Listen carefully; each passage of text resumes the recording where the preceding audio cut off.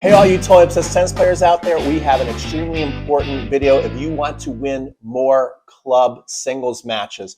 We're going to go through my top 10 golden rules for winning club singles matches. So let's get right in this video. Number one golden rule, we have to start with some tough love, okay? This is not going to be easy to talk about because I love it, you love it, but I want you to take professional tennis as an example with a grain of salt of how you should be playing and winning your club matches.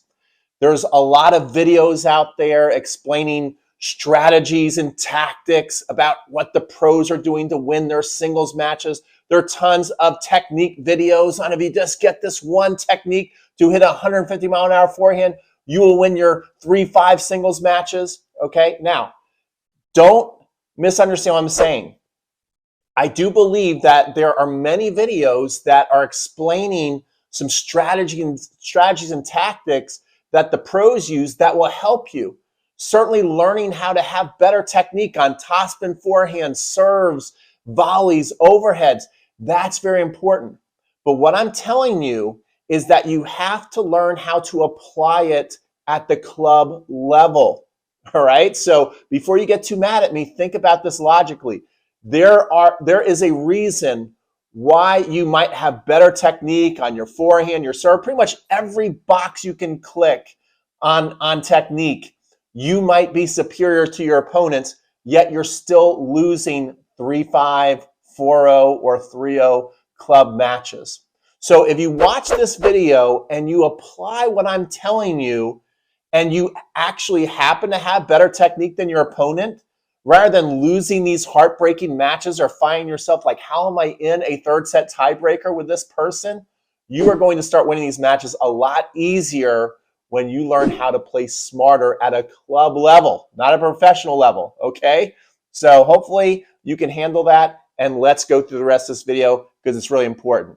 So the first thing you have to learn how to do, this is another one that sounds easy to understand, but a lot of club players is going to take you a while to develop, is I want you to learn how to hit what you can hit and make what you cannot hit. So what exactly do I mean by that? I'm going to cover that more in point 3 and 4 of my golden rules. But what I simply mean is really understanding mentally and physically that when you set up and you feel everything's aligned nice, I need you to hit that ball. If you've got a good topspin forehand, I need you to hit it and accelerate, because topspin rewards acceleration, timing, confidence, and technique. If you can do that on a shot, I want you to do that. All right? Now, on the flip side is if mentally or physically that's not matching up for you, I need you to learn how to just make a shot. Let me use my nice little saber. Just make the shot. I love that racket. All right, so let's go to golden rule number 3 so you can really understand what I'm talking about by hitting what you can hit and make what you cannot hit. You need to tap into something I call your confidence meter. All right? What is a confidence meter? You need to tap into something I call a confidence meter. Everybody has a confidence meter. And so when you are at a high confidence level, what does that look like in a match? It basically, you can hit a shot and you can miss it and you can move on real easy. You're not starting to yell at yourself, like, hit the ball, what's wrong with you? You know, all that kind of stuff that you're saying to yourself, you're starting to develop a low confidence meter. The way you're feeling inside, you know, if you got the butterflies or your hand just feels so tight, you're developing a low confidence meter. So this is when you should not fight it, pay attention to it, honor a low confidence meter. Just because you're playing at a low confidence level doesn't mean that you still can't win the match easily and that you can't literally on the next point start playing with more confidence. Even the next ball, okay? Let's say you're in a 10-ball rally and all of a sudden for like middle of the rally, you start getting nervous. Well, don't hit your way out of it and make an unforced error. Make a couple of shots, put them in play, see the ball go in, and then all of a sudden that feeling could go away and your confidence meter could go up literally in the middle of a point and you can hit the next ball. But really, the better you get at understanding your confidence meter and not ignoring it, not pushing it down and ignoring it, you will play better. All right, so that's one. Know your confidence meter. That's going to help you decide if you should be hitting a ball or making a ball. Number 4, this is huge. This is really big. So we're going to use the board for this. And that is understanding the 50-50 balls in your game. What do I mean by that? What is a 50-50 ball? It doesn't necessarily mean it's just flat down the line 50-50, but it's a shot that you typically can make a lot, but you also miss a lot. You've got to start to really discern certain areas on the court, or if you're running at a certain pace, or if the ball's coming at a certain speed to you, that these are 50-50 balls. What would be examples of typical 50-50 balls that you've got to start to pay attention to that a lot of club players just are oblivious? Well, I'm going to use myself as an example, all right? When I was in my 20s and 30s, I could run out here, right? Right here, this area of the court. Pete could be here. I'll draw P for Pete. And Pete could run out here, and this would probably be an 80 to 100 ball if I just wanted to run out here and hit a nice heavy topspin shot to the corner. So I would run out there and I would hit that shot. Well, I have to realize that Father Time never loses. So this now is not a 100 ball for me, a 90, 100 ball.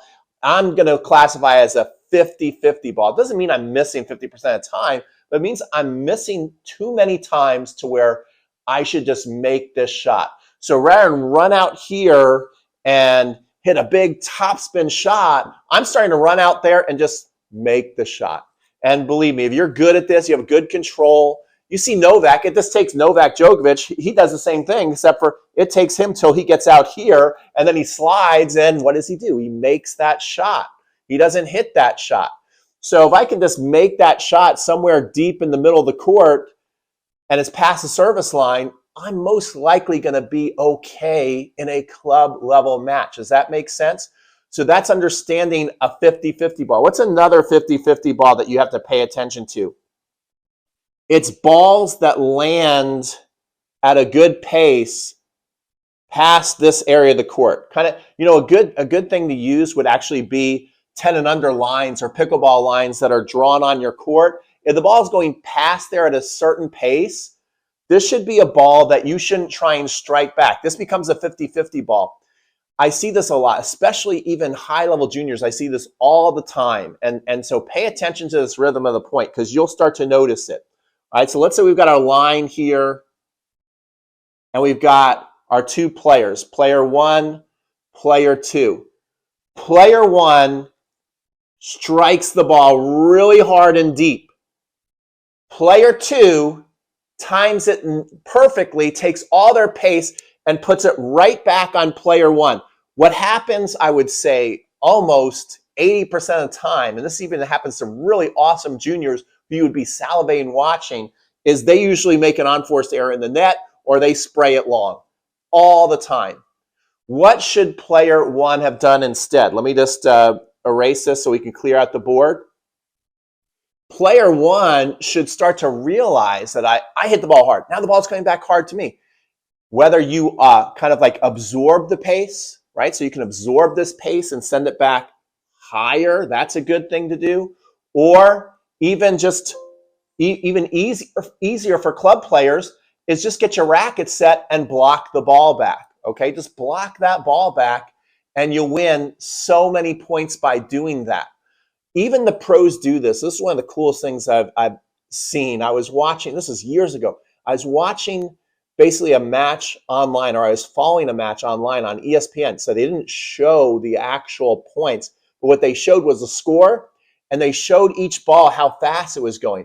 And it was amazing how many times, right, that a ball would be hit about 70 miles an hour here, and then this ball would be hit back at about 35 miles an hour. And they would trade back and forth. Lots of times then the relationship would change, and all of a sudden this person would be more on offense, and they would hit a ball 70 miles an hour, and then this person would hit it back 35 to 50 miles an hour. So you could literally see the pros. You don't think there's that much fluctuation in pace, but there actually is a lot in points, because what are they doing when that's happening? They're receiving a fastball, and rather than stupidly just swinging through it, making unforced error, they're taking that pace and kind of taking the air out of the ball and slowing the point back, resetting the point. The more you can do that, you're starting to understand how to hit what you can hit and make what you cannot hit. Is that making sense? So there is a mental component, which is the confidence meter, and then there is the physical challenges, which become the 50-50 balls. When you learn how to master this concept, you start to rack up a lot of wins very quick, very easy. Does that make sense? Okay, so hopefully you're understanding that. And let's get to Pete's golden rule number 5. We're already up to number 5, B2. What do you think about that? Guys, if you are liking this video, B2 is dreaming right now of you liking it. So like this video. And another thing that he wants to invite you to do is, if you want to have the best serving week in your life, B2 has sponsored this video, and it's given to you by the 7-Day Serve Challenge. So go to 7dayservechallenge.com if you want to add more pace, have a consistent toss, have an amazing kick and slice serve. Go to 7dayservechallenge.com, get the best serving week of your life, and let's get right back in this video. Number 5, this is huge. Oh my gosh, I'm so excited for this one. If you just want to win matches super duper easy, write this number down. The big 5-0. I want you to bring in your next singles match, make it a goal, write it down, bring it to the court, do whatever you have to do. Check your paper from like every other changeover and say, am I actually doing this? Bring your opponent into the net on purpose 50 times a match, minimum. If you just want to win easy, if you just want the trophy handed to you, get good at doing this and you will win. So how would you actually do that in a match? What would that look like? So how would we actually do this in a match? What should we be doing? Well, I'm sure you've heard by now, if you've watched any amount of videos, that the most consistent way to play singles, so this will be you and this will be your opponent, would be to get into a nice consistent rally cross court, which we're going to talk about the ultimate rally ball here in a little bit. But you're hitting good, solid cross court balls. Now, what typically is taught is that when you get a short ball, somebody brings you in this area of the court, now it's time to attack the net, come on in, and knock off the volley. Well, this again, unfortunately, is fantasy coaching by people who have played high-level juniors, college tennis, or maybe even played a little bit on the pro tour, and they're explaining what you should do because this is what they would do.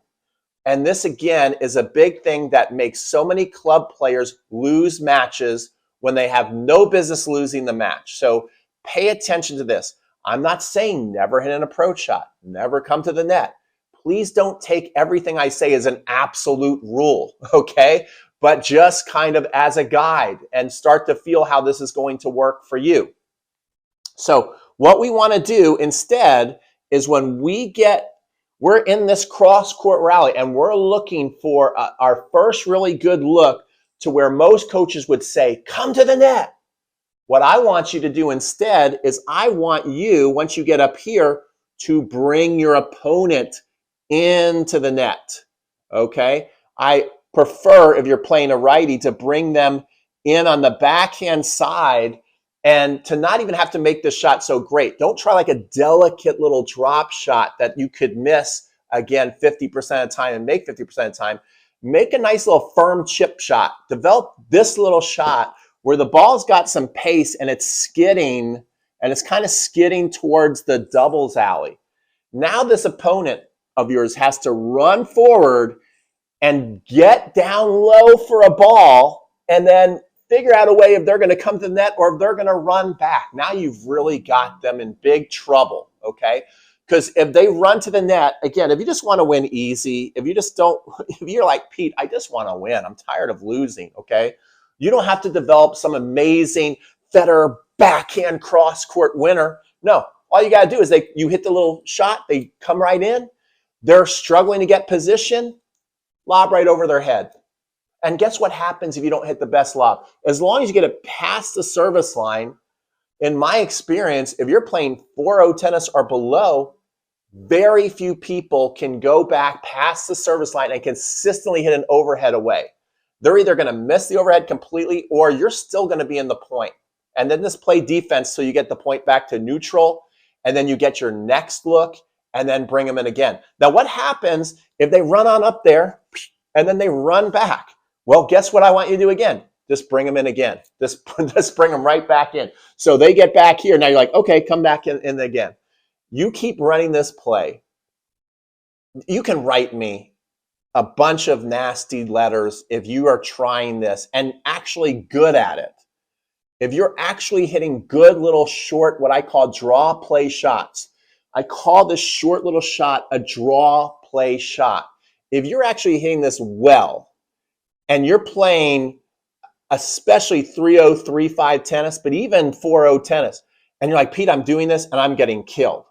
Well, then you can write the nastiest comment on YouTube ever. I don't care, because it's not going to happen. Now, if you're sitting here and you're trying to run this little play and you don't actually have a good look, maybe you're further back at the baseline and you're trying it, that's not a good idea. Or if your opponent is like already inside the court and you do it, and then they come up and they attack it and they hit a winner, I'm not talking about that. I'm talking about getting them off the baseline, getting a short ball, and hitting it to where you know you've done a good job. If they've got to run pretty fast and they got to get low, if you're able to execute that and you can't figure out a way to win this match, write me a nasty letter. It's my fault. Okay, let's go to golden rule number 6 to win more matches at a club level in singles. So here's your opponent, and here you are, and you have second serves. I want you to practice so much your second serve return. We always think about return practice as returning first hard serves. I want you to get better at that too.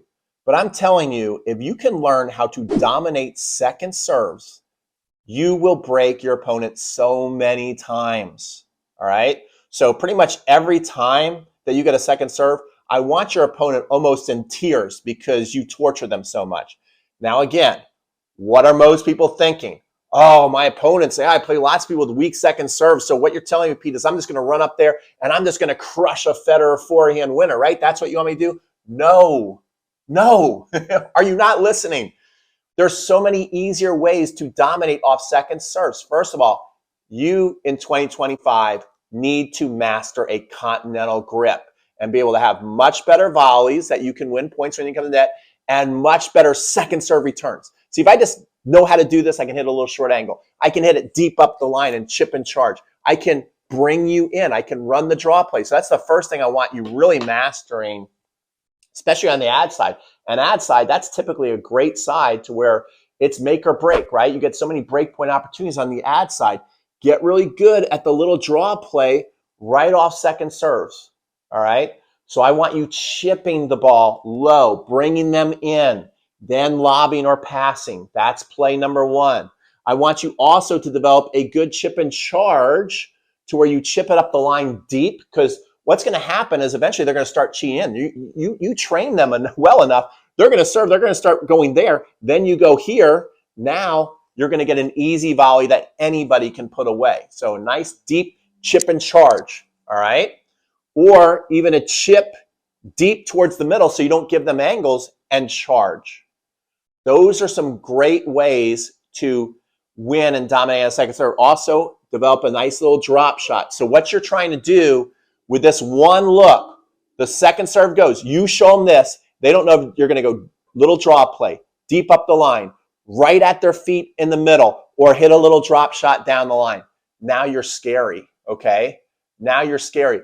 And then what I want you to do is I want you to every now and then just show them. Let's say we have 4 return opportunities, maybe 1 out of 4 you can rip it. So you show them, hey, I can rip it too. So you just don't know what I'm going to do. I'm unpredictable. I'm crazy. All right. That also goes for, let me just make sure I correct this and make sense here for you guys.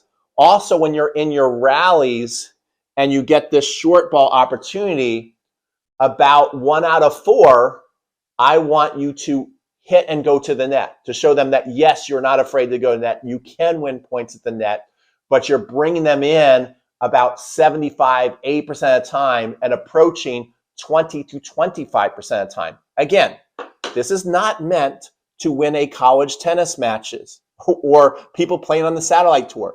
This is for 3-0 to 4-0 players who are tired of losing, who feel like they have superior skills to their opponents, but they're just using them all wrong. That's who this video is for.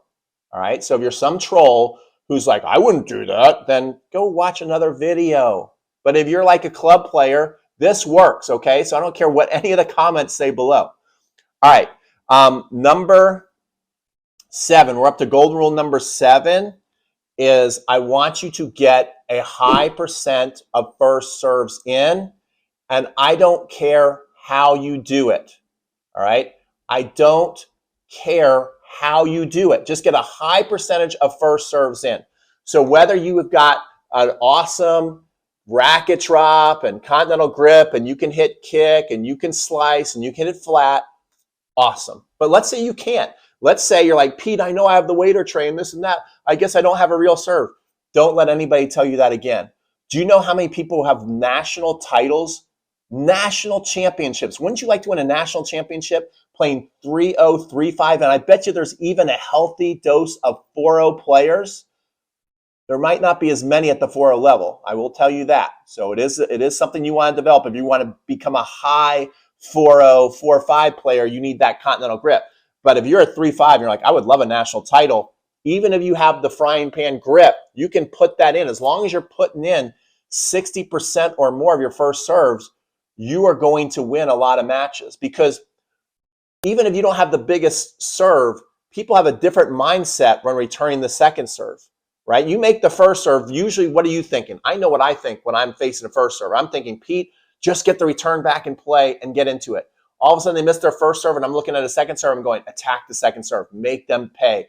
I'm on offense. I've got a big opportunity. So you want to make sure you make a lot of first serves. I don't care how you do it. Even if you got to throw the ball and hit it in with your nose, I'm cool with that, okay? So let's go to golden rule number 8, which is to develop the ultimate rally ball. So one of my favorite instructors in the world, his name's Jorge Capistani. He's a master USPTA and PTR pro. He's in a coaching hall of fame. He did this study where he asked players, let's just take the body right here. We'll show you my artistic talent, right? So here's the body right here. Here's your shoulders, and here's your waist right here, and then obviously your legs. He said, hey, grade yourself from A to F, hitting balls right around your knees. Most people would give themselves B's and C's, okay? Maybe the occasional D. What do you think when the ball comes in at your waist, even if the ball is coming faster? People are like, oh, I love that. I'm awesome at that. That's when I'm playing real tennis. That's when I'm playing real tennis against a real opponent. I give myself an A. No, you're just getting a nice rhythm ball right into your tummy. Everybody loves that shot, right? Now, what if it goes above your shoulder? Grade D, Fs. Everybody was flunking or barely passing in school, okay? You're almost getting ready to get kicked out of school when it gets above your shoulder. So that's why I teach people, that's why you do want to develop, all the skills, top spin, slice. You just have to use them smart at a club level. So your opponent's over here and you are here. What you want to learn how to do is hit an ultimate rally ball, a high top spin ball. It doesn't even have to have top spin, actually. If it's just high and bounces high and you can get it above their shoulder, now people struggle, especially on the backhand side. This is where they make unforced errors. This is where they give you the short ball to where then you can run the draw play and bring them in. So develop an ultimate rally ball. Okay, let's go to golden rule number 9. And that is, this is extremely important to understand and really think about and start to write this down over the next 60 days. Understand what you should be doing.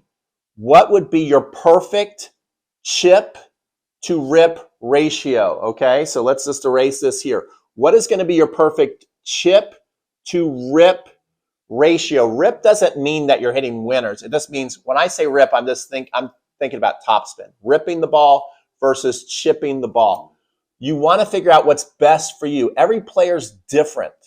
But here's the perfect example. I ran a camp one time in Florida, and one of our students, because they're trying to learn more modern tennis, they spent the first day, I would say that they were ripping 80 to 90% of their forehands, and they were the worst player at the entire camp out of 8 students. The next day we started out, I just had everybody start out with volleys, and then they had to like chip the ball in the service box. He was the best one at it. I'm like, that chip forehand is way better than your topspin forehand. You should be chipping the ball more than ripping the ball. He took that to heart. Guess what? Day 2, he had a blast. And he dominated when we played afternoon doubles because he started to chip and charge. He tried to come to the net, put balls away, where the first day he was trying to stay back and hit, Rafa Nadal topspin forehands. He wasn't good at that. All right. Some of you are much more comfortable ripping the ball than chipping the ball. So you should be maybe ripping the ball about 60, 70% of the time and chipping the ball 30 or 40% of the time. But you have to be able to do both. The worst players I see at the club level only can rip balls. They are the worst players at the club level. The players have no idea how to chip a ball, do very poorly. And that brings me to point number 10, which is hitters win matches, pushers win matches, tweeners lose matches. This is a very kind of complex, important subject. So I've made another entire video covering this topic for you. And you can click somewhere here or there above me to start watching this video now. We'll see you on the next video.